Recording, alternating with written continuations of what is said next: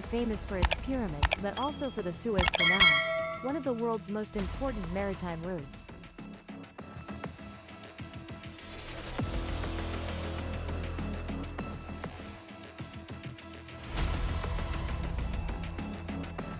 It is the shortest sea route connecting South Asia and East Asia with Europe, handling about two-thirds of global trade volume, and is one of Egypt's main sources of foreign currency. However, in 2021, the container ship Evergiven became stuck sideways in a canal after drifting due to a steering error. This incident caused severe congestion in one of the world's busiest waterways. The Suez Canal was forced to close for nearly a week, causing an estimated loss of $9 billion. This compelled Egypt to take action. SCML Group to build a. This is a railway project connecting the Red Sea with the Mediterranean and further linking Egypt with the rest of Africa. Land-based Suez Canal. Video, LUT.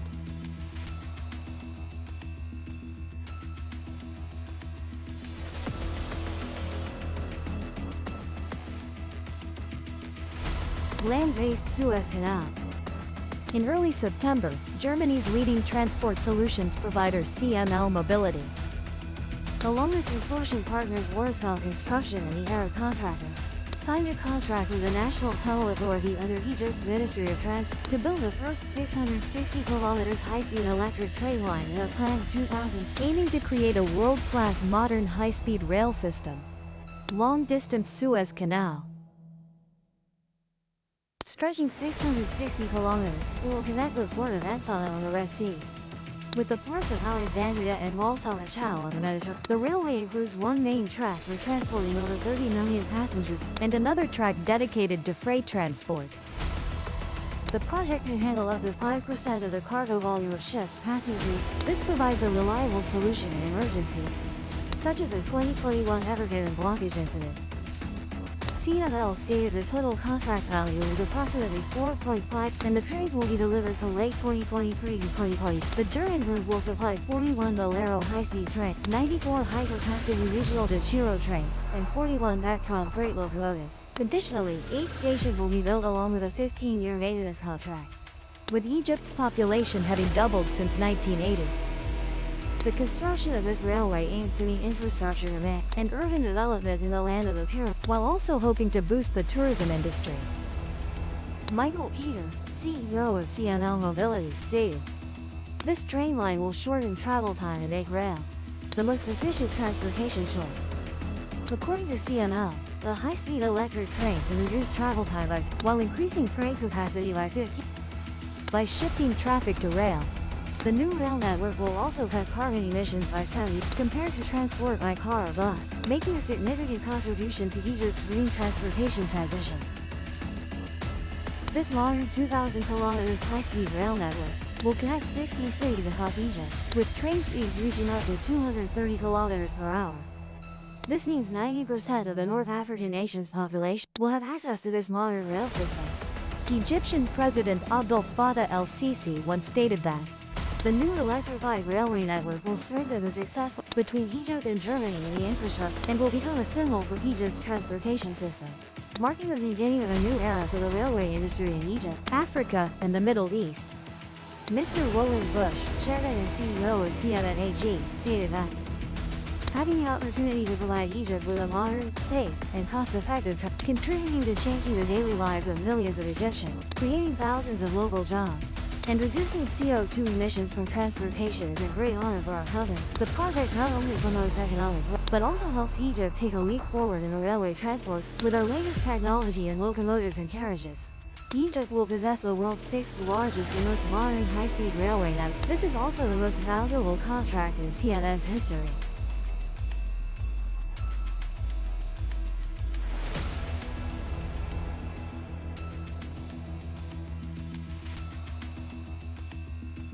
Egypt's high-speed railway network will consist of 3 lines. The first is the line along the Suez Canal. This line is 660 kilometers long, connecting with cities such as El Alamein, Marsa Matruh, and Alexandria on the The starting point of the line is Ain Satma, a small town with 45,000 inhabitants located. This town is located 55 kilometers south of Suez and about 120 kilometers east of. The line along the Suez Canal will connect Ain Satma with Egypt's new administrative, the 6th of October city, and connect three Mediterranean coastal cities: Alexandria, El Alamein, and Marsa Matruh.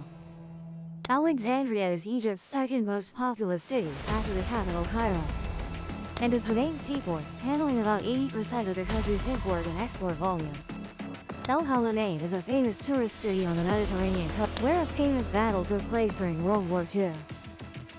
Marsa Matruh is a city located 240 kilometers west of Alexandria and 220 kilometers east of the Libyan border. The second railway line will be approximately 1,100 kilometers long, running between 6th of October City and Abu Simbel. 6th of October City belongs to Giza Governorate and is part of the Cairo Metropole. This line will connect the Egyptian capital with developing economic centers in the south. Line 2 will run from 6th of October City along the Nile River bank to the cities of Luxor, Qena, Aswan, and Abu Simbel. Luxor was once the ancient Egyptian capital of peace, with many valuable historical relics, and is considered a vast open-air museum. Abu Simbel is a city in southern Egypt, only about 2 kilometers from the Sudanese border. This railway line is expected to promote the development of communities along the Nile, and create additional development opportunities for small-scale. The third railway line is 225 kilometers long, connecting the archaeological world with Hurghada and Safaga on the Red Sea coast. Hurghada is a famous tourist city in Egypt, home to the most beautiful beaches. Safaga is a small town with 55,000 inhabitants, located 53 kilometers south of Hurghada. This railway line will significantly enhance the efficiency and sustainability of freight transport between Safaga port and inland areas.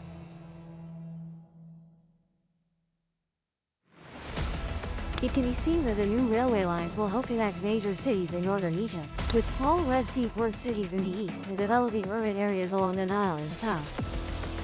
In the long term, these railway lines could extend southward to the Sudanese border and westward to the Libya. Although civil wars are ongoing in Sudan and Libya, in the future when these countries regain peace, railway connections will help enhance trade exchanges between Egypt and its neighboring countries.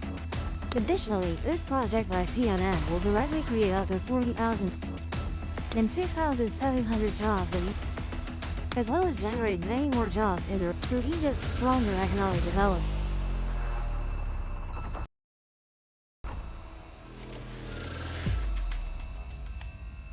Egypt actively builds railways. However, the Overland Canal project is only part of Egypt's railway upgrade plan.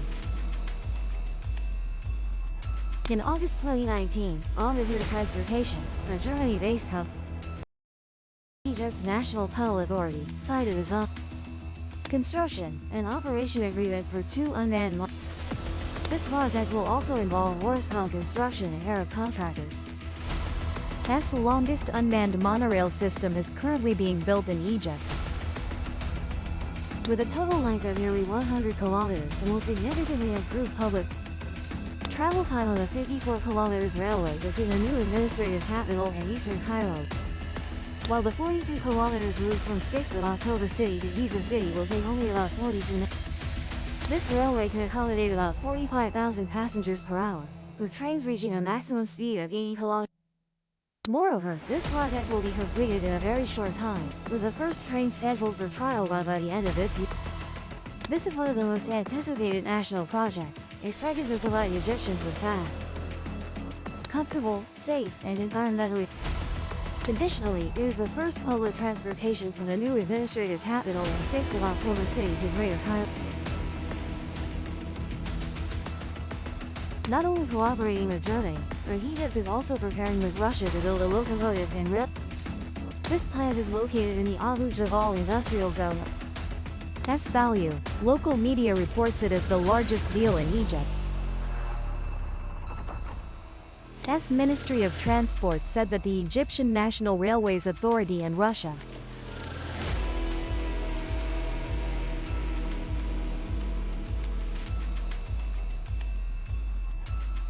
According to Al-Wazir, This agreement will allow experts from both countries to design their own railway vehicles and provide necessary components for operation in Egypt. This is seen as a first step in history to localize Egypt's railway industry and later begin exports to other countries, especially in Africa, the Middle East, and the Arab world. Transmart will also supply spare parts and support Egypt for 2 years, through 2 Russian experts working in this North African country. Additionally, Transmart will train Egyptian technicians and transfer knowledge, enabling workers and engineers of the pyramid country to perform all necessary overhauls and maintenance on locomotive and carriage systems, as well as producing spare parts locally. Previously, Transmart also signed an agreement with Egypt's National Railway Authority to ensure necessary maintenance for 1,300.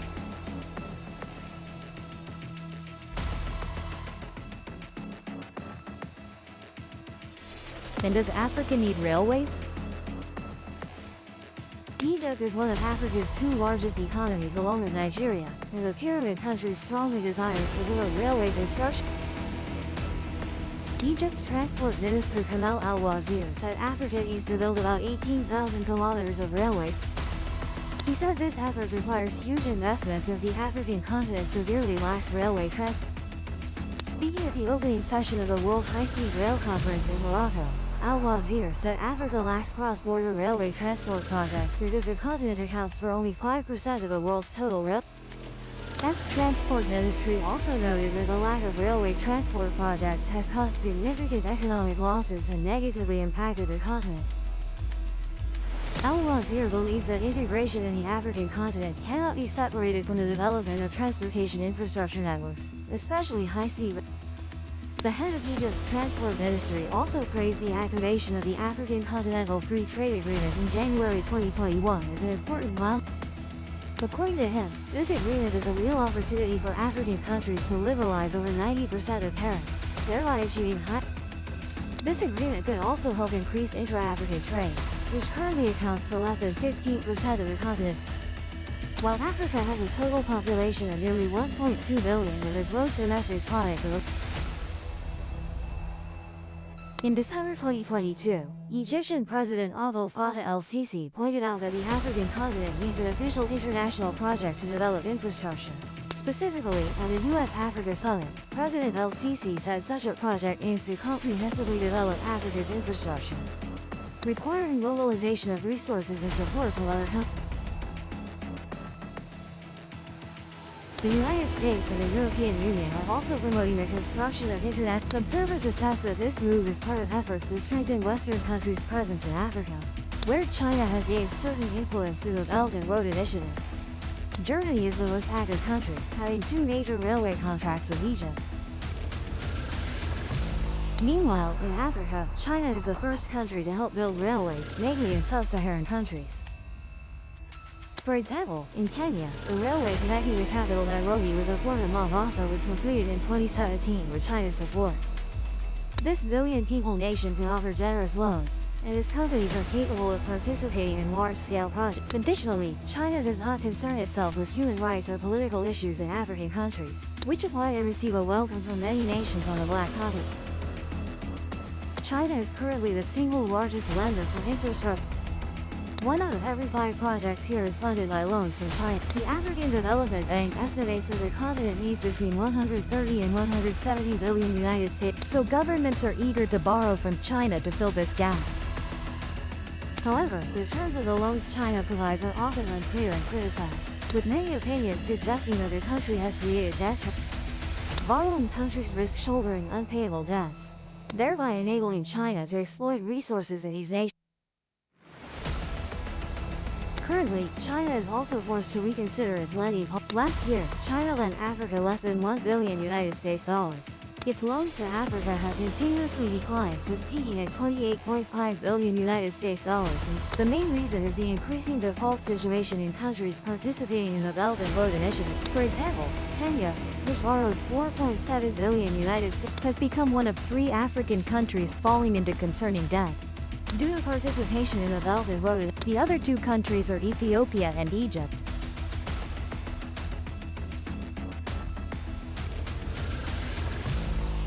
Egypt is in crisis. Despite actively building railways, the country also faces many economic problems. This North African nation is suffering from a record currency crisis and the worst inflation in 5 years, causing food prices to rise so high that many Egyptians can no longer afford chicken, a staple food here. For many, items that were once basic necessities, like cooking oil and cheese, have now become luxuries they cannot afford. Food and beverage prices, the main cause of inflation, have increased by 71.9% compared to the same, with some products even doubling or tripling in price within just a few months. The fear of sinking deeper into crisis is increasingly real, as the inflation rate in August reached 39.7%, the highest in history. Government debt also rose to 92.9% of GDP, the highest among middle-income and emerging market countries. Egypt's total external debt has increased to 155 billion United States dollars this year, the highest level recorded in over 20 years. The Egyptian pound has lost over 50% of its value against the US dollar since the Russia-Ukraine conflict erupted in February last year. This adds further burden to millions of Egyptians as living costs soar. According to World Bank assessments, 30% of the country's population lives below the poverty line, and another 30% are close to the poverty. Egyptian President Abdel Fattah el-Sisi believes the current situation is due to rapid population growth, the COVID-19 pandemic, and the conflict in Ukraine. To develop agriculture in the Nile Delta. Today, Egypt heavily relies on imported food to feed its population of over 100 million. As economy, as it is the world. With Russia and Ukraine being the main suppliers. When the conflict disrupted exports, wheat prices skyrocketed. Additionally, Russian and Ukrainian tourists often choose Egypt as a destination, and the conflict has caused the country's tourism industry to suffer. These difficulties have forced Egypt to seek loans from the International Monetary Fund 4 times, while Gulf countries, such as the United Arab Emirates and Saudi Arabia, have purchased state assets that have supported Egypt. There are also tightening conditions for further investment. Both the West and neighboring countries fear catastrophic consequences of this North African nation default.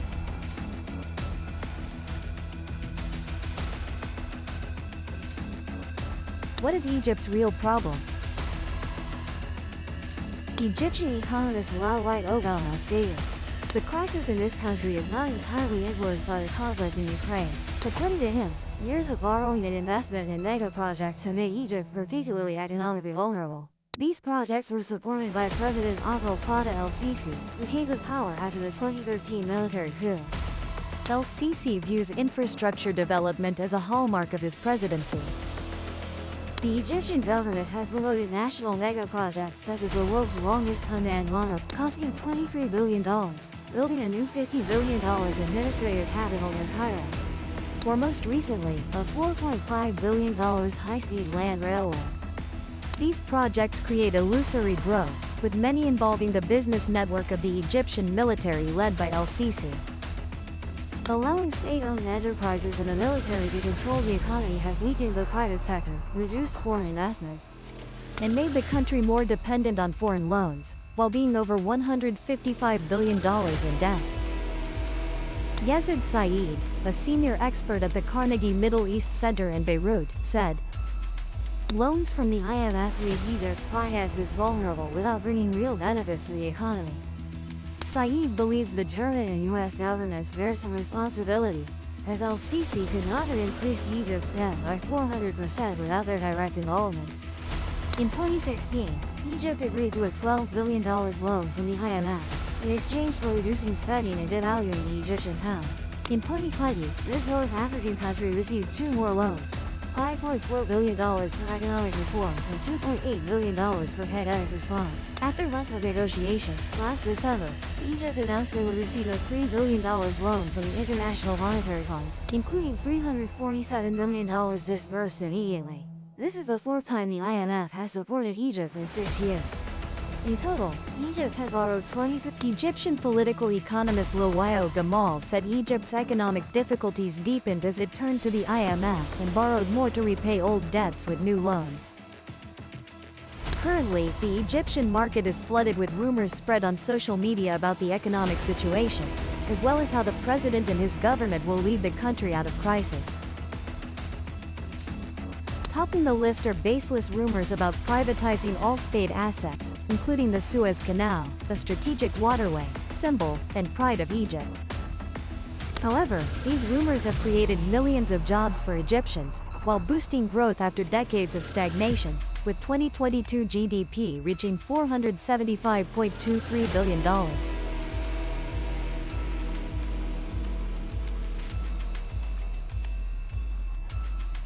So, will the land-based Suez Canal project be a mega project that connects Egypt or just bring billions in debt to the land of the pyramids? We will soon know the answer in the coming time. Above is some information about the land-based Suez Canal. If you want us to cover another location next, please leave a comment below this video. Goodbye and see you in the next videos.